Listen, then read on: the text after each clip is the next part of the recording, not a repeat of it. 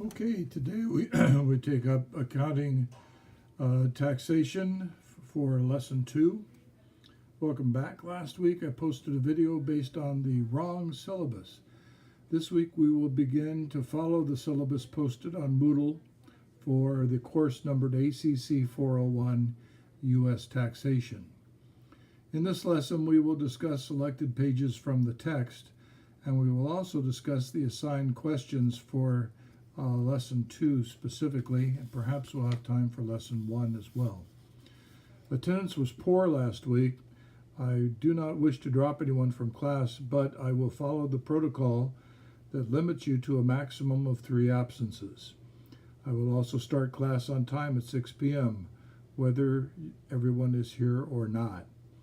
I will make some allowances for those who work and cannot arrive promptly. If you miss the first hour of class, I will hold you over after I dismiss those who are on time, and we will cover the material that they covered.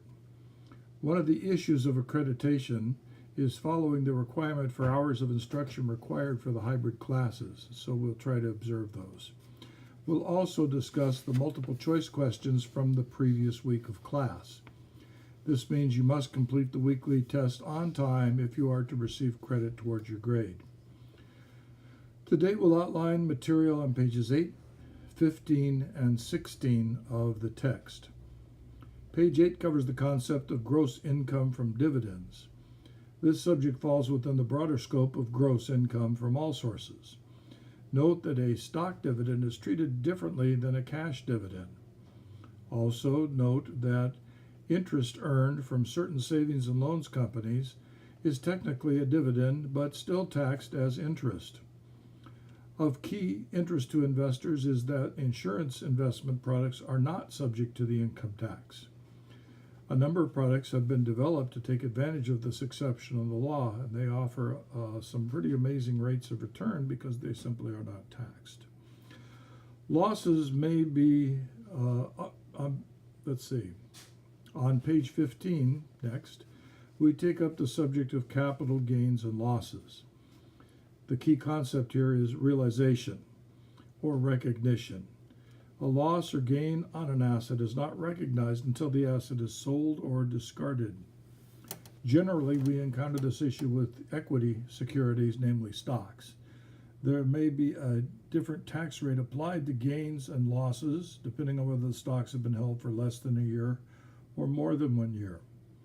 For corporation, there is no distinction between long-term and short-term gains, 1 year or longer or less, only for individuals and partnerships. Losses may be used to offset gains. If there are excess losses for a given year, they may be carried backward or forward according to specific rules. Also, we note that losses may be offset against ordinary income for non-corporations. The text does not actually cover all of the complexities of the law, and so we will from time to time refer to the various tax codes. Page 16 presents a flowchart of calculations used to treat gains and losses on depreciable business property. Here we note the section numbers of the tax code are included, as I mentioned earlier, for further reference. The discussion questions, I notice, cover more than just the assigned readings, and so we will take a look at those and at the entire chapter, not just the part assigned to read, but at this point I want to draw attention to the 4 discussion questions for lesson 1. Actually, I want the ones for lesson 2. So let's see if we can find that here. Lesson 2, there it is. Discussion questions. Distinguish between exclusions, deductions, and credits. We will define those using Google and point out the relevant distinctions, but of course this is also an assignment, so you should do the same thing. I would start with the definitions of those 3 words and then point out the similarities and distinctions. DQ number 6, discuss the treatment of cash dividends and property dividends, which is partly covered in the text, but there is more to it. Discussion question 7, discuss the tax treatment of receiving stock options. Stock options, of course, a very popular form of compensation for high-level executives, generally C-level, although the next level may also get those stock options. And we want to see why they might be treated differently than ordinary income for tax purposes. And finally, discussion question number 8, quote, any amounts specified as child support are not treated as alimony, end quote. Discuss how much can be allocated to alimony based upon what is available in child support. And note here the purpose of the law is very simple: to protect the child.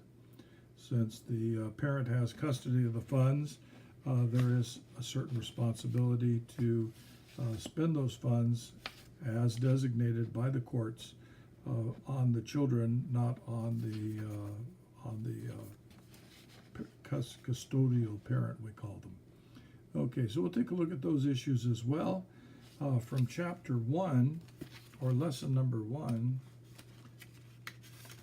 Very briefly here, let's take a look at those as well. The first 4 discussion questions, which you have answered, I made a number of notations, changes, corrections to those. I didn't explain them at length in the notes in the answer to your online Moodle submission, but if you have particular questions about those, be sure to bring them to class.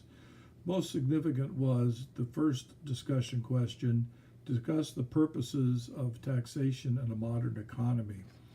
And the answers to that were relatively brief and therefore incomplete. The purpose of taxation in a modern economy is quite complex, and we rely on a variety of taxes, some of them regressive, some of them progressive, some of them proportional, and we note their intent and their actual impact.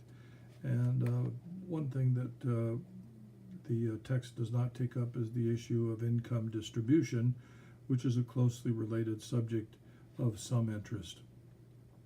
Well, that'll do it for this week. We'll see you in class Wednesday. Looking forward to covering some of these very interesting taxation subjects.